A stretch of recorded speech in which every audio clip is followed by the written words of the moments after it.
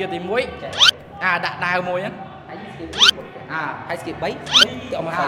đầu lên ឥឡូវមាន challenge ឲ្យអ្នកចូលរួមលេងដូចគ្នាឆ្លើយត្រូវតែ3 hero ហ្នឹងបងឲ្យ250 diamond អញ្ចឹងបញ្យល់បែបណាក៏បញ្យល់ទៅកុំឲ្យចាំឈ្មោះអូខេឥឡូវចាប់ផ្ដើមពី hero ទី1ទៅ hero nó bia ba gà tí tới bia mùng bú lá giờ mấy còn khi lên nè vài បាទវីបាទត្រឹមត្រូវនេះ hero hero nó bia mau á mau bị ba gà tí tới banh banh ngay Brody បាទ